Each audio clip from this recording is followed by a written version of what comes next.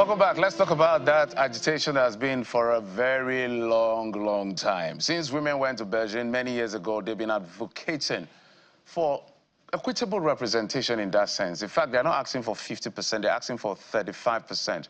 They call it affirmative action.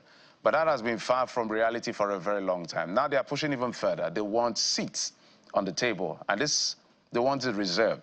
Whatever you want to call it, tokenism or whatever, they want reserved seats for women at across our legislature, whether federal or state.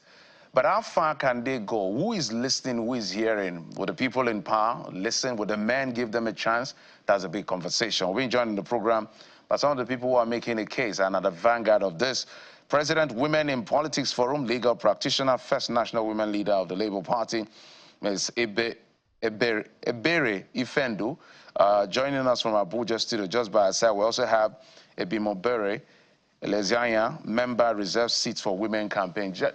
Ladies, I almost say gentlemen, but now you're fighting a cause, so I can say ladies and gentlemen. But you get my drift. Welcome to the program. Yes. Good morning. Good morning. Good morning. So let's start with you, Ebere. As I said in my intro, this has been a long fight, and it seems like the women are not winning this as much as they should. So let's give you an example. For instance, right now, the 10th National Assembly, the Senate, for instance, is worse off in terms of female representation than the 9th. As we speak, only 4 women are in the Senate. In fact, one has now been suspended for 6 months. So we have actively 3 women. So talk to us about why this is important. Ebere. Yeah, thank you very much. Let me say it's been a gradual process for us. We've made a significant inroad to our agitations, and people are beginning to listen to us. I think I must commend Channels TV for this this morning. It shows that you are listening, and if you are bringing us to talk about it, it will help us, to get the Nigerian community to also understand what the reserve seats is all about.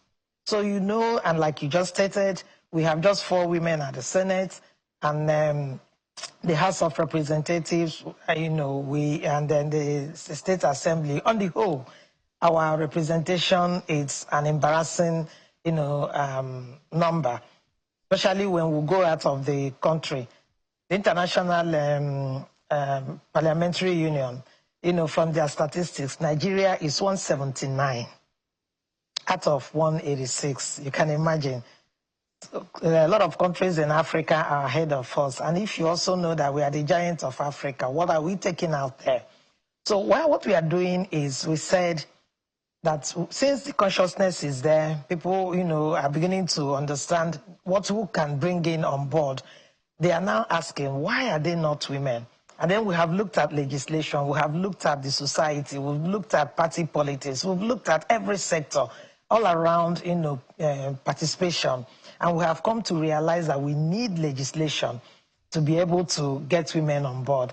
And in legislation, we are looking at constitution amendments. And this is the time that is going on. So we are saying that, certain percentage of seats should be reserved for women. Some people see it as tokenism, but I tell you it is not tokenism. It is not. It's the right thing to do. It will help our economy. It will help build infrastructure. It will bring out, different dynamics into governance. And I will tell you, Nigerians and Nigeria as a country will benefit from it. So other countries, over 40 countries, African countries, have already, introduced affirmative action. That's the reserve seat policy, and it's bringing up a lot of good things. We are celebrating Rwanda. What is happening in Rwanda? When after the genocide, they looked at issues, and then they knew that they would have to use special measures to bring in more women. And today, Rwanda is being celebrated across the world. So I know that this is the right time. And like you asked, who are the people listening to us? The legislators are listening to us, the National Assembly, the state assemblies, the governors, Mr. President is also listening to us. So I'll tell you that everyone is listening to us, including you and the Channels television team.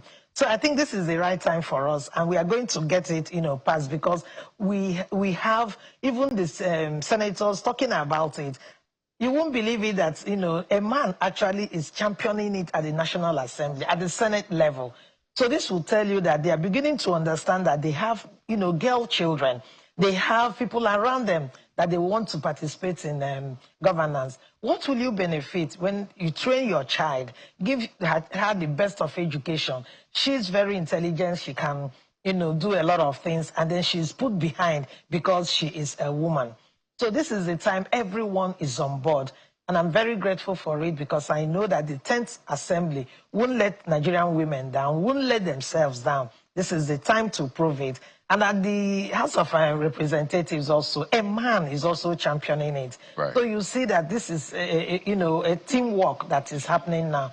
And hopefully, the 10th National Assembly will do the right thing, and then we'll get more women into the parliament come 2027. Yeah. And we have just about 2 years to go. Politically speaking, some will say that's like next week, right? Because timing is different when it comes to politics. So let me go to Abi. I hope it's okay to call you that. I want us to speak to the operationalization of this, right? And I want you to take it from the base all the way up. I know a figure has even been put to what this has been costing us yearly, excluding women from politics, billions of dollars, they say. But how will this be operationalized?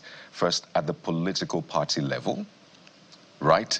And then the election proper, then before we get to the National Assembly? Or are you planning to walk the way back and say, let's reserve this number of seats for women in the National Assembly? They will go back to the political parties and say, well, you have to also reserve this number of, candidature for women. How do you want to operationalize that across board? Because it's not enough to say reserve at the National Assembly. What about the political parties themselves? Thank you so much. We're taking it from the Assembly. This is a constitutional reform. A constitutional reform that allows women operationally to have reserved seats. So first of all, in all 36 states, plus the FCT, we're going to have 1 seat reserved for the, Federal House and the Senate. Then in the state level, we're going to have 3 seats reserved. So this is it. Once we go to the polls, everybody is aware, including the parties and every other person, that there are certain seats, this particular reserve seat, for women. Only women can contest these reserve seats in addition to the normal ballots that have been opened for other positions. So the reserve seat is asking that in all 36 states, across all parties, once this has gone and the bill is passed, we know the bill will be passed by His grace. Once this has gone, we are saying that 37 seats to be reserved for the House of Reps, 37 seats to be reserved for the Senate, and then 3 seats in the states, in the House, 3 seats should be reserved. Only women can contest these seats. Then, in addition to this, we now have the other seats that are being contested by the men, and we can go from there. So are you saying that, again, I'm trying to just walk through that, and it's important to manage expectations. First, maybe you can tell us what kind of feedback you're getting from the National Assembly, because they will play a major role. How much of lobbying are you doing? How much of campaigning are you doing? Even blackmail at this point may even work, as far as we get these things to be passed. So how much of a work or job are you doing, and what kind of feedback are you getting from the National Assembly? You said by His grace, but politicians will tell you, well, yes, by His grace, but we are the ones in charge here. So let us know, so we know the kind of work we have to do.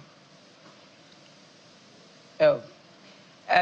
My word by His grace is just a spoken word, but we have been doing a lot of work, and you can see that this time there is a lot of partnership with different organizations. We have been lobbying, we have been speaking, and as you rightfully heard, a man is at the back of this bill. Right Honorable Benjamin Kalu and 16 other sponsors are at the back of this bill. So it's not coming from the place of a woman wanting to lobby or a woman championing anything. It is coming from the place of the men.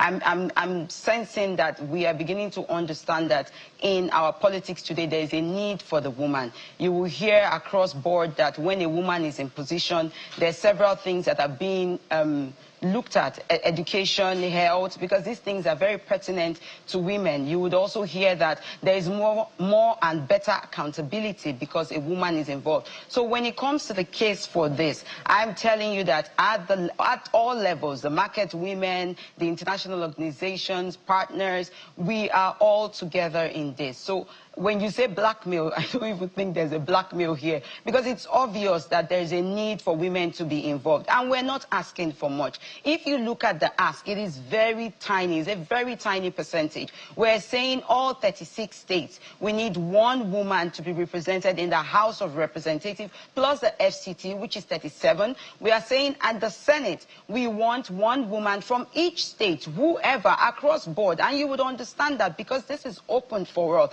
You will meet all manner of people, good, able to carry the position, because right now, if you look at Nigeria, we had a discussion with somebody the other day, and she said, when it comes to great minds in women in Nigeria and women being ready for positioning in Nigeria, we don't have a problem. We don't have a deficit of knowledge. We have women who are able. If you look at the Fugger state, Fugger banks, you will now see that a lot of them are now putting women in power. This is to tell you that it's not rocket science, that when you bring a woman in, that there's a lot that can be achieved. So this is not a case of blackmail. Neither is it a case of somebody coming in for elections and dangling a carrot in front of us to say that we need women to come and vote for us because we will have more representation of women when we are in power. This is a constitutional reform so that when we go to the polls, we are aware that regardless of what goes on, 37 women additionally will be represented in the House of Rep, 37 will be represented in the Senate, and then 3 additional in the state. Do you know what that would do for our economy? There's no need to blackmail or go too far with this. It is standard, it is needed right now in our government, in our country where we need healing. Who owns the power to heal? It's the woman. Women would come in. Even in the education sector, women are the ones at the forefront of it. So when, So when you say lobbying or... Yes. It looks to me like you have the support, or maybe you're confident that you secure the support of the male-dominated National Assembly to get this through. But if that is taken care of, let's look at internal party mechanisms at the political party level, and of course those cultural and religious barriers in the states of the Federation. It is said, even by women politicians, that in some states it is almost a taboo for a woman to pick up a form for certain offices. So how are you carrying this advocacy, to those states, and how can you guarantee that internal party mechanism will not change somewhere along the line, even if you sail through with this bill becoming law, that these seats are reserved only for women? I think I'll take that this time to Ms. Ebere. To Auntie Ebere, yes. Okay, so we are conscious of that, and we are working with IPAC. IPAC is the Inter-Party Advisory Council, and we have IPAC strongly behind us. IPAC themselves, feel that it's the right time to do that. And for instance, before in IPAC, you will never find a woman as a member of IPAC because it's party-based representation. But today in IPAC, we have 3 women, as members of IPAC, representing their respective political parties, including PDP and APC.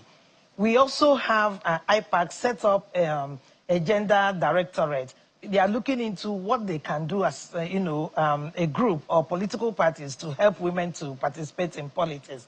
So we are talking with IPAC, and they have agreed for the first time to have a constitution that will, bring in more women. And also, they are now looking at what they can do as political parties to ensure that women have, tickets to contest elections. And we are coming up with that. So IPAC already is on board. What we need is the constitution to be amended so that they will give, a kind of strength to what is going on.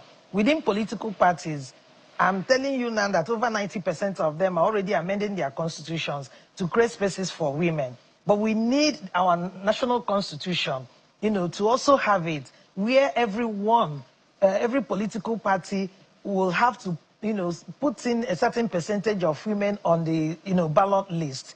And then INEC on their part is also ready. INEC said to us, once the constitution is amended, they will run with it and ensure that 2027 elections, political parties will follow suit. This was what happened in Syria alone.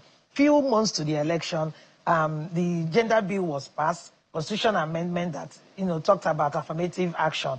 And their INEC, the Independent Electoral Commission there, insisted that political parties will have to work with the constitution and bring in a certain percentage of women. So that is what we are looking at. And it's going to happen in Nigeria. Political parties are with us. Initially, they were really not, forthcoming because of one or two things. And like you rightly said, you talked about religion, you talked about culture. But I tell you, if there is a law, constitutional law, you will see that religion, will, get into the law and culture and everything. When we started the VAP bill that is now an act, it was something that looked like a taboo. And as we speak today, even the states that you think wouldn't have, would not have signed the act, they have already signed into it, domesticated it, and they are running with it. So we are expecting that the same will happen with the affirmative action. Let's take it to Ebi on this one. In closing, when it comes to tokenism, it has its good and bad part. I know you may not want to call it tokenism, so let's talk about how you're working to build enough critical mass of qualified women, because the danger of tokenism is to the effect that when you're given a quota, every Tom, Dick, and Harry can come in. Now, if women, if this bill passes, which I pray it does pass, how are the women preparing themselves so that there will be that quality representation that the country has been missing out on? And we don't have a situation where men will start shouting. Now, we've given you opportunity. You're spoiling it with your own hand. You know what they do. Just in 1 minute, if you can answer that, Ebi. Thank you very much. I've often said that you are presenting this from the mindset of a Nigerian, a typical Nigerian. We're not just seeing this from our end. We're also going down to the grassroots to train women. This is not just an advocacy. We're going to take it all the way down to the grassroots. There's going to be training. There are going to be workshops. There's going to be a lot of work being put in for even the women coming in. And as I said, working with partners and working with different bodies, different international organizations, trainings have already begun. Awareness has already begun. Everything that you need to be empowered for this. If you go to our website, you would see that there's a lot of work being done to educate women, to help women to get ready for the position. Read, understand what it is that you're coming for, understand where it is that you're going to play, the space you're coming to play in. You have to be ready for the position. Like I always say, politics is not for everybody. You have to be able to have the appetite for it. And so if you have the appetite for it, it means that you would be ready for that position. More so, we as a team are planning to have more workshops for women who are ready to come into power.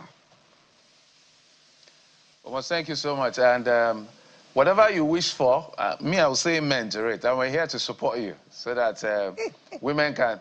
If there's a female president brought out by any of the big political parties, I'm sure they will have my vote. It's about time. It's about time. Maybe we'll start from there. Okay. Ebere Ifendu, President, Women in Politics Forum, legal practitioner, first national women leader of the Labour Party. And Ebi Elezanya, member reserve seat for women campaign. Ladies, thank you so much and wish you the very best in this campaign. Thank you.